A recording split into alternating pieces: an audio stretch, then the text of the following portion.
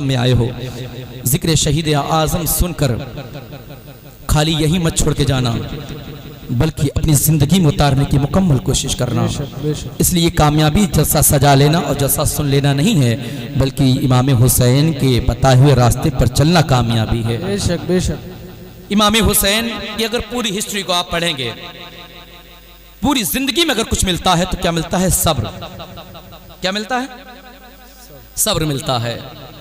آج کا مسلمان اگر صبر کی ڈیفینیشن کرتا ہے نا، اس کا معنی مفہوم نکالتا ہے تو کچھ اس طرح سے نکالتا ہے۔ مثال کے طور پر مثلا کسی نے اگر کسی کے کھیت پر قبضہ کر لیا، زمانے کے معلوم ہے یہ فلانے کا کھیت ہے، کسی نے آ کے اس پر قبضہ کر لیا، اب قبضہ اس پر ہٹانا چاہتا ہے، کھیت حاصل کرنا چاہتا ہے، دیکھتا ہے کہ سامنے 10 کھڑے ہوئے ہیں، وہ 50 کو لے کے جا رہا ہے، کسی طریقے سے ہمارا کھیت ہمیں مل جائے۔ مطلب کیا؟ آج زمانہ پاور پہ ہے، کہتے ہیں نا جس کی لاٹھی اس کی بھینس، کہتے کہ نہیں کہتے؟ پاور ہے۔ جب اس کے سامنے 10 دیکھے تو یہ 50 لے کے چلا گیا، وہ بھی پاور فل تھا، اس نے 50 کی جگہ اللہ کے 100 کھڑا کر دیے، اب اوپر اس پر غالب نہیں آ پایا، اس پر جو ہے غالب نہ آ سکا، جب غالب نہ آیا تو خاموشی سے گھر چلا آیا۔ اب کیا کیا جائے؟ ہم نے تو کام نہیں بنا پایا، اب گنڈوں کو بدماشوں کا سہارا لے رہا ہے، لیکن گنڈے بدماش بھی جہاں کچھ کام نہ کر پائے، پھر کیا کیا؟ ایک اپلیکیشن لکھتا ہے، پولیس اسٹیشن میں جا کے جمع کر دیتا ہے، لیکن معلوم چلتا ہے پولیس بھی وہاں کوئی کام نہیں کر پاتی ہے، وہاں پر اس کی مدد نہیں ہو پاتی ہے، ہر طریقے سے حرب استعمال کر لیتا ہے، ہر طریقے سے کوشش استعمال کر لیتا ہے، لیکن کھیت پر اس کا قبضہ نہیں ہو پاتا۔ زمانہ دیکھتا تھا، ایک زمانے سے یہ کھیت جوتتا چلا آ رہا ہے، اس کے باپ داداؤں کے زمانے سے کھیت جوتتا چلا آ رہا ہے، یہ جانتے ہیں، زمانہ جانتا ہے، محلے کے لوگ جانتے ہیں، پڑوسی کے لوگ جانتے ہیں، قصبے گاؤں والے لوگ جانتے ہیں، شہر والے لوگ جانتے ہیں گاؤں اسی کا ہے، لیکن آج دوسرا کھیتی کر رہا ہے، دوسرے کا قبضہ ہے۔ اب یہ گھر پہ جا کے بیٹھا ہوا آنکھوں سے آنسو بہا رہا تھا، گریا اساری کر رہا تھا، ہائے کھیت چلا گیا، ہائے افسوس ہمارے ہاتھ سے میرا کھیت چلا گیا۔ اب پڑوسی لوگ آ کے اس کو کہتے ہیں بھائی پتہ نہیں معاملہ کیا ہو گیا، تمہارا کھیت تمہارا کوئی اور جوت رہا ہے، کیا تم نے کھیت اسے حاصل نہ کرا؟ اب یہ کہتا کہ ہاں کوشش تو ہم نے بہت کری، آدمی ہم لے گئے، معزز حضرات کو ہم لے گئے، ہم دیگر حضرات کو وہاں لے گئے، گڈا بدماشوں کو بھی استعمال کر لیا، کچھ معاملہ نہ بنا، پولیس والوں کا بھی سہارا لیا، کام نہ بنا، پھر کیا اب کیا کرنا چاہتے ہو؟ اب کس حربے کا استعمال کرو گے؟ اب یہ انسان کیا کہتا ہے؟ ان اللہ مع الصابرین، اللہ صبر کرنے والوں کے ساتھ ہے۔ میرے عزیزو، یہ صبر نہیں ہے بلکہ یہ بزدلی ہے۔ صبر کس کا نام ہے؟ تم نے صبر کا نام بزدلی سے جو ہے دے دیا ہے۔ ارے تم صبر کی ڈیفینیشن جانتے نہیں ہو۔ صبر تو وہ ہے اگر کوئی تمہارے چنکٹ مار جائے، تمہارے تھپڑ مار دے، تم پاور رکھتے تھے، بدلہ لے سکتے تھے، لیکن تم نے اس لیے اسے معاف کر دیا۔ واللہ یحب الصابرین، اللہ صبر کرنے والوں سے پیار کرتا ہے۔ اگر تمہارے دل میں یہ آ گیا تھا آج ہم نے اسے معاف کر دیا، رب ہم سے محبت کرے گا، تو یہ تو صبر ہے، لیکن یہ صبر نہیں ہے کہ ہم جس پر غالب نہ آ سکیں وہاں صبر کر جائیں۔ صبر اس کا نام ہے کہ جو تم جسے سزا دے سکتے تھے اور اسے معاف کر دیتے، تو رب کا فرمان تھا واللہ یحب الصابرین، اللہ صبر کرنے والوں کے ساتھ، اللہ صبر کرنے والوں سے پریم کرتا ہے، محبت کرتا ہے، لیکن بزدلی کا سہارا لینے والوں سے اللہ محبت نہیں کرتا۔ اور امام حسین کی پوری زندگی کو پڑھو گے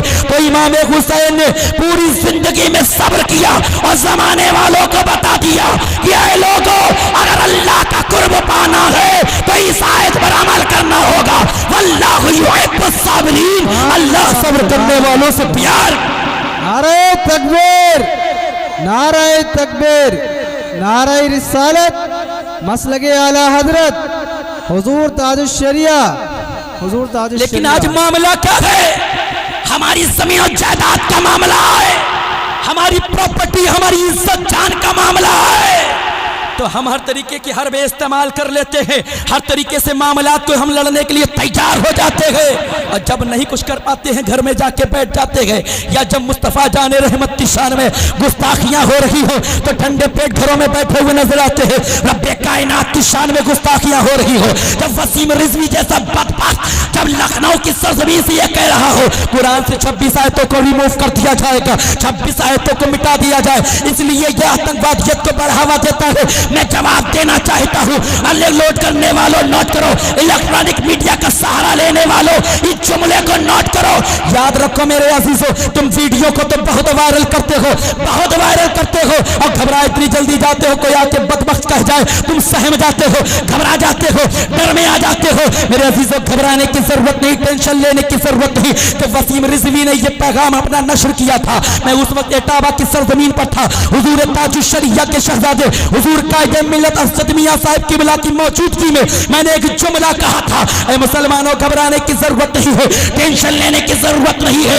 یاد رکھو تاریخ کے اوراق کو پلٹ کر دیکھو, آج وسیم رضوی کہتا ہے 26 آیتوں کو مٹا دیا جائے. کہ تمہیں اپنی تاریخ یاد نہیں ہے؟ کربلا کا میدان ہے, آواز بلند کری جا رہی تھی, قرآن کو مٹا دیں گے, قرآن کے چاہنے والوں کو مٹا دیں گے, قرآن کے پڑھنے والوں کو مٹا دیں گے. ارے مجھے کہہ لینے دیا جائے, ارے جب کربلا کے میدان میں یزید قرآن کو نہ مٹا پایا تو اس کی ناجائز اولاد وسیم رضوی کے خاک مٹائے گی. بے شک بہت اچھے, سبحان اللہ. وہ کیا مٹا پائے گا؟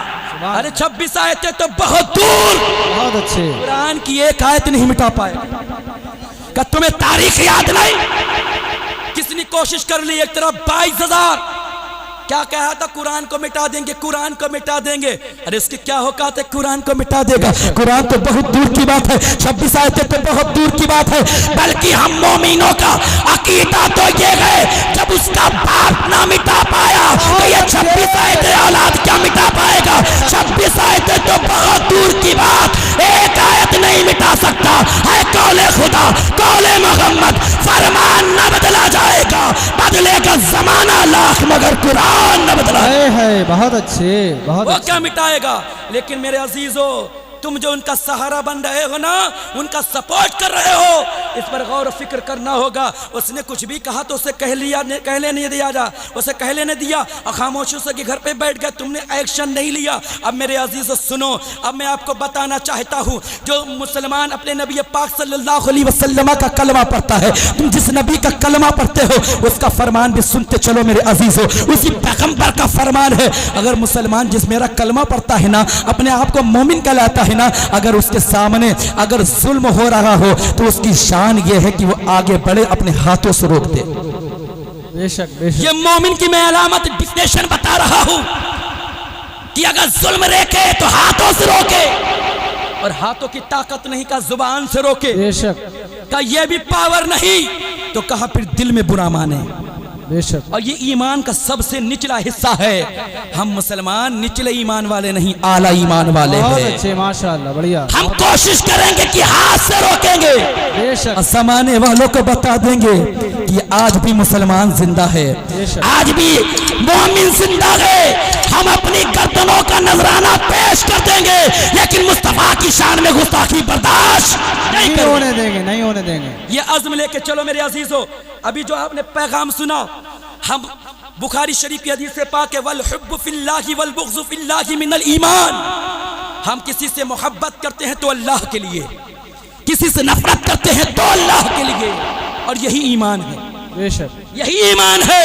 لیکن ہائے افسوس, مسلمان آج اگر کسی سے محبت کرتا تو اپنے فائدے کے لیے, کسی سے نفرت کرتا ہے تو اپنی ذاتی معاملات کے لیے. کیا یہ ایمان کیا ہے؟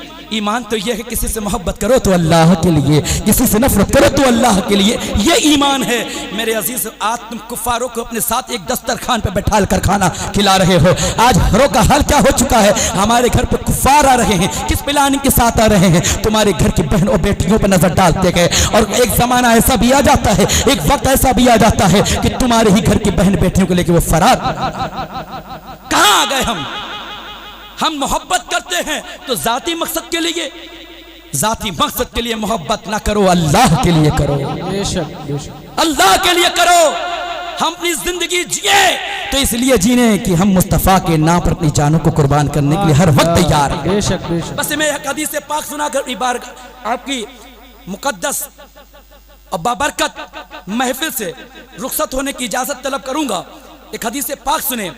حضرت حنظلہ رضی اللہ تعالیٰ نے ایک بہت ہی مشہور صحابی رسول ہے, आज हम लोग बहाना बना देते हैं कि मुस्तफ़ा की शान में गुस्ताखी हो रही थी ना तो हमारे कारोबार का मामला था, मुस्तफ़ा की शान में गुस्ताखी हो रही थी हमारी फैमिली का मामला था, हमारे घर का मामला था। अगर मैदान में आ जाते तो बच्चे मार दिए जाते, अगर हम मैदान में आ जाते तो बच्चे यतीम हो जाते, न जाने कितनी माओ की गोदें उधर जाती, न जाने कितनी बीबियां जो है बेवा हो जाती। हम इस अफसोस में अपने घरों में बैठे रहते हैं। मेरे अजीज आओ, अब मैं हजरत हंज़ला का नाम लेना चाहता हूँ और तुम्हारी ईमान और ज़मीर को झंझोड़ना चाहता हूँ। आज हम बहाना कर देते हैं, आओ हजरत हंज़ला की जिंदगी को देखो। हजरत हंज़ला है, आज शादी की पहली रात है, हजरत अपनी बीवी से मुलाकात कर रहे हैं, हालत जनाबत में है, नापाकी की हालत में है। इधर मुस्तफ़ा जाने रहमत शम्सुद्दुहा बदरुद्दुजा हबीबुल्लाह का ऐलान हो गया है। ऐ इस्लाम के शहजादों मैदान में आ जाओ, इस्लाम के तहफ़्फ़ुज़ के लिए, इस्लाम के फ़रोग़ के लिए, कुरान की अज़मत के लिए, इस्लाम की अज़मत के लिए मैदान में आना होगा।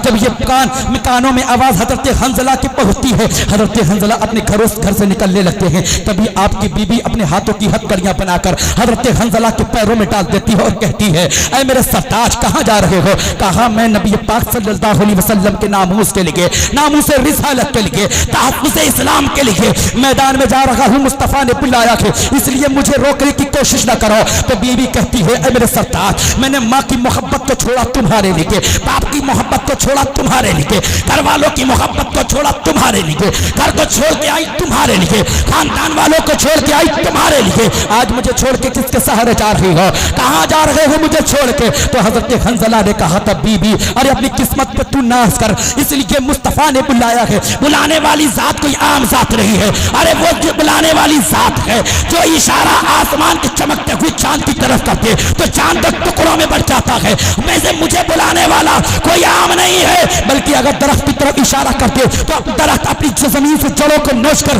बारगाह मुस्तफ़ा में हाजिर हो जाए। बुलाने वाला कोई आम नहीं है, मुझे मुस्तफ़ा जाने रहमत ने बुलाया है, वजह तखलीक़ कायनात ने बुलाया है, मोहसिन इंसानियत ने बुलाया है, मुझे जाने की इजाजत देते। बीबी इजाजत नहीं देती है तो हजरत हंज़ला कहते हैं, बीबी तू अपने किस्मत पर नाश कर और दुआ कर, इसलिए तेरा शौहर मुस्तफ़ा की अज़मत के लिए जा रहा है, इस्लाम की अज़मत के लिए आ गया, जा रहा, अगर बच कर आ गया तो गाजी कहलाया जाएगा और बच कर ना आया तो शहीद हो जाएगा, ज़माना तुझे शहीद की बीवी कहेगा, इसलिए मुझे इजाजत देते, मुझे जाने दे। लिहाजा हज़रत हंज़ला की बीवी ने अपने हाथों की हथकड़ियों को खोला और कहा, ऐ मेरे सरताज जब नामूस रिसालत की बात आ गई है, जब तहफ़्फ़ुज़ इस्लाम की बात आ गई है तो मैं भी इजाजत देती हूँ, चले जाओ, मैं तुम्हारी तरफ से मैं तुम्हें इजाजत देती हूँ, छोड़ के चले जाओ, जाओ इस्लाम के खातिर मैदान में चले जाओ। अल्लाहु अकबर कबीरा। हजरत हंज़ला हालत नापाकी में, जुमला नोट करना, हालत जनाबत में हजरत हंज़ला है,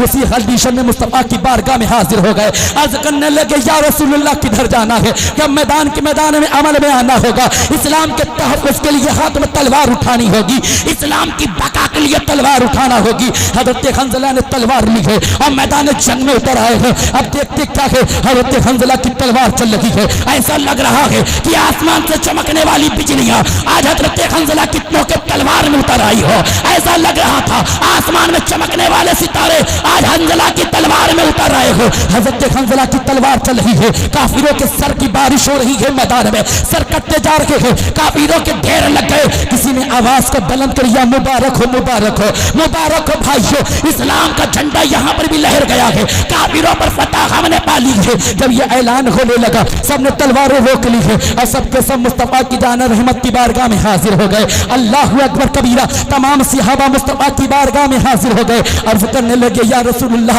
आपकी मोहब्बत में, आपकी अज़मत के लिए, इस्लाम की बका के लिए हम मैदान में गए थे और आपकी दुआ से, रब की मदद से हम इस्लाम का झंडा वहां भी गाड़ के आए हैं, इस्लाम की फतह हो चुकी है। मेरे आका करीम सल्लल्लाहु अलैहि वसल्लम तमाम सहाबा में एक सहाबी को ढूंढने लगते हैं, अर्ज करते हैं, मेरे गुलामों ये तो बताओ हंज़ला कहाँ चले गए, हंज़ला कहाँ है? मेरे आका करीम सल्लल्लाहु अलैहि वसल्लम की निगाह नबुव्वत तलाश कर रही है हजरत हंज़ला को। सहाबा अर्ज करते हैं, या रसूल अल्लाह अगर शहीद हो गए होंगे तो लाशों के दरमियान में होंगे, अगर बच गए हैं तो गाजियों में खड़े रहे होंगे मेरे आका गाजियों की तरफ भी देखते हैं, गाजियों में नजर नहीं आते, शहीदों की लाशों में देखते हैं, शहीदों की लाशों में भी नजर नहीं आते। सहाबा अर्ज करते हैं या रसूल अल्लाह, अगर शहीद हो गए होते, अगर कट गए होते तो शहीदों में नजर आ गए होते, अगर बच गए होते तो गाजियों में नजर आते। मेरे आका न जो कटों में है, ना बच्चों में है, ना गाजियों में है, ना शहीदों में है। मेरे आका फरमाते हैं जाओ मैदान जंग में जाओ, तलाश करो हंज़ला कहाँ है। तमाम सहाबी दौड़ते हुए जाते गए,